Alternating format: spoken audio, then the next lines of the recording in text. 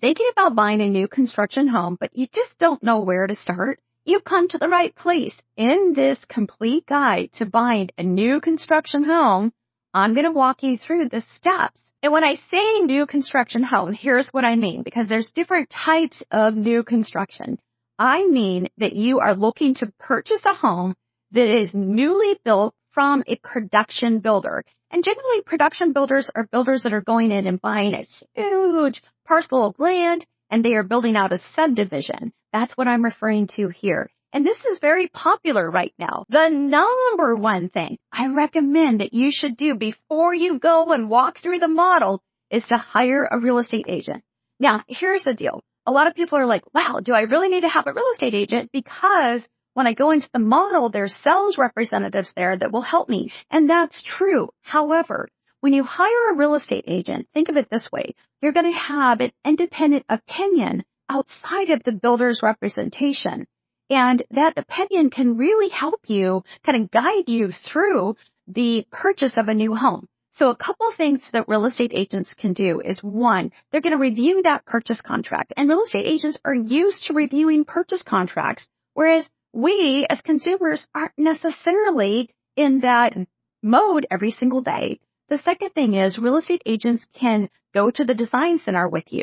And the design center is a whole lot of fun. That's where you get to pick out all the things that go into that new house if you are building it from the ground up.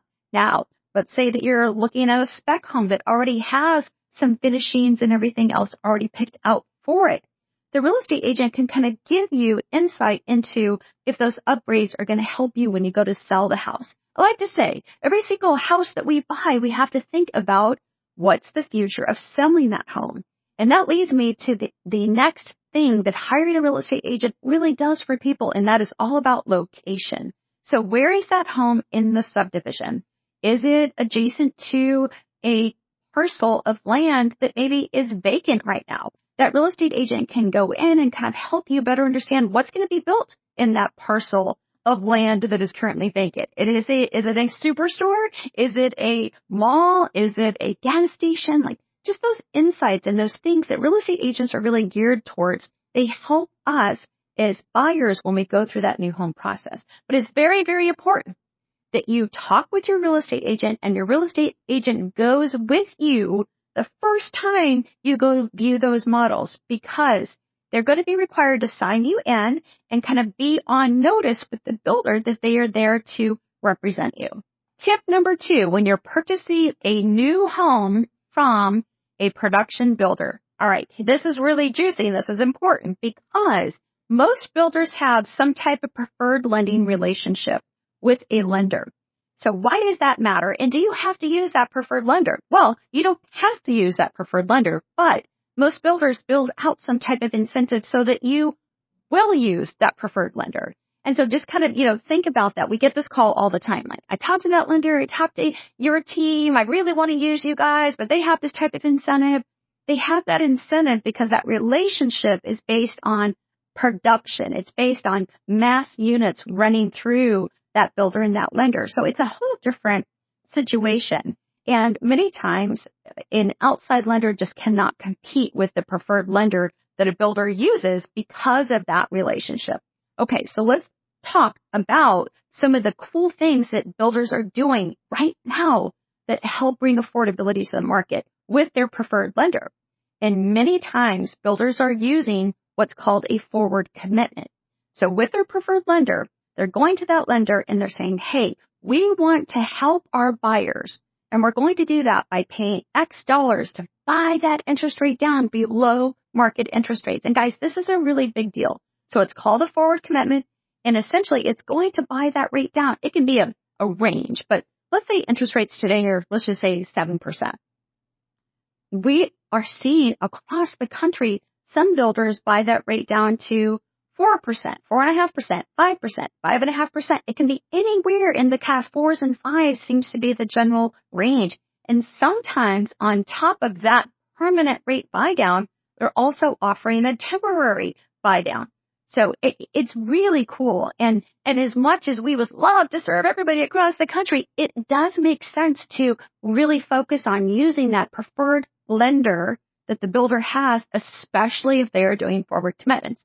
Now, another thing to know about forward commitments, most builders are using these forward commitments to move inventory. So kind of think today that most builders out there, 50% of their inventory are spec houses, which means that they want to move those houses. So when we talk about forward commitments, we very often see that builders are not using that forward commitment for all of the homes that they're building. Many times they're using the forward commitment to move some of their aging inventory, etc. So again, every builder is going to be a little bit different. This is just general insight. So you know, when you get out there and you start thinking about buying a new home from a new home builder, some of the things are going into play with regard to incentives and their preferred lenders. Now, to carry forward the whole spec home type of scenario, many times the interest rate and when it gets locked in will depend on, are you buying a house that's already a spec house, meaning that it's built and that builder is ready to close in 30, 45, or 60 days?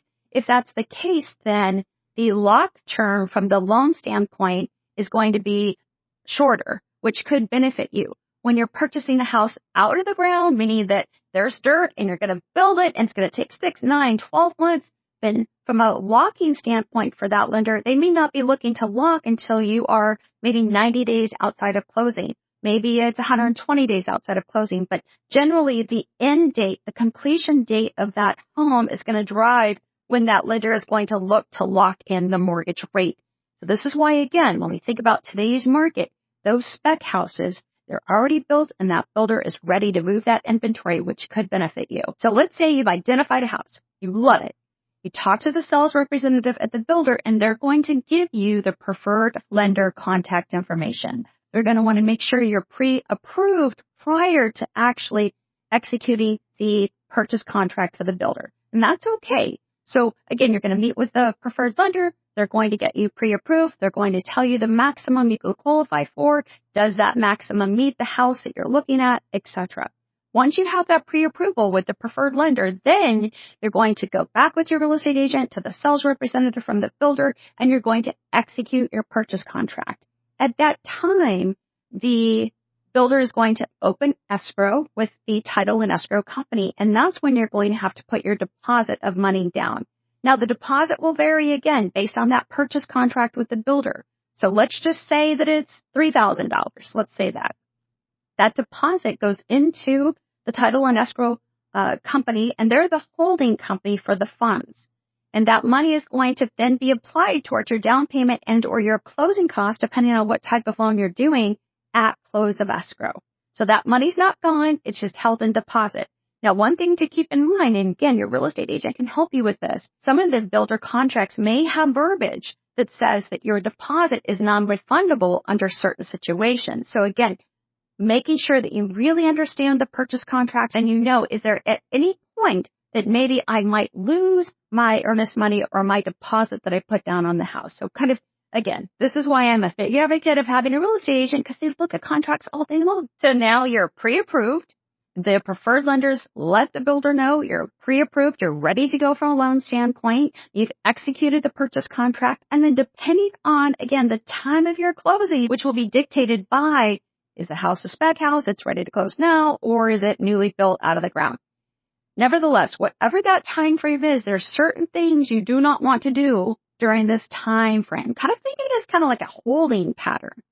Whatever information you provided to that lender, be sure that that information and your credit does not change. So that comes down to things like don't change your job without talking with the lenders. Even if you're in the same line of work, maybe you were qualified on a certain W-2 or a salary, and maybe you've decided you're going to go contract labor. That can be a problem. So again, making sure that you talk with the lender. Don't do anything that's going to change your credit, because it's very likely that if you're closing outside of a 120-day window from the time that that purchase contract's been executed, that lender is going to have to update your credit report as you get closer to close of escrow. So if your credit score or credit profiles change materially, that could impact your pre-approval. So again, just kind of think of it as a holding pattern until you close escrow. You don't want to change anything that's going to impact income, assets, or your credit profile. Depending on the loan program, in most cases, an appraisal is going to be required. Now, when the appraisal is ordered, again, is going to be driven by the close of escrow date and the stage of the house, meaning that if it's a spec house and it already is ready to close, let's say in a 30 or 45-day window, and that house is ready for the appraisal, which again, the preferred lender and the builder, they're going to negotiate. The builder's going to say, hey, lender, it's okay. Go ahead. The house is at this certain stage. You can get the appraisal ordered. If it's a home that's newly built, meaning coming out of the ground, the appraiser may go out a couple of times. Sometimes they may go out when the framing's done and then go back out further into the build process. So again, it just kind of depends on the lender, the price point, and the type of loan that the lender is using on your behalf. The closing process on a newly built home looks like this. Again, the builder is going to coordinate when that home is going to receive its certificate of occupancy back to the preferred lender. The lender is going to be working on your closing disclosure and the documents. They've updated everything. They're going to get you your final numbers.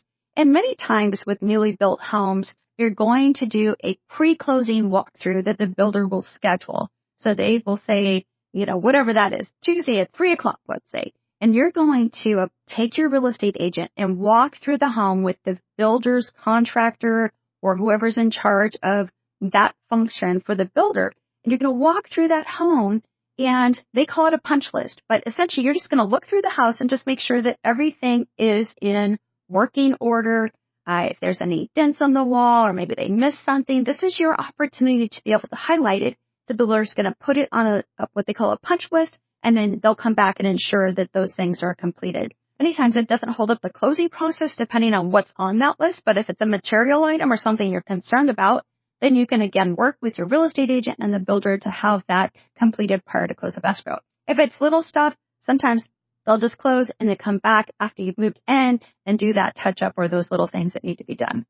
So at this point in the closing process, you are going to now wire all of your money back to the title and escrow company, and the lender's going to have your closing documents there, and you're going to sign them and then get your keys. So this is a fun part of the process, no matter whether you're buying resale or a newly built home, is getting those keys in hand, and then the journey begins. So now you should have a good idea on how to buy a new construction home.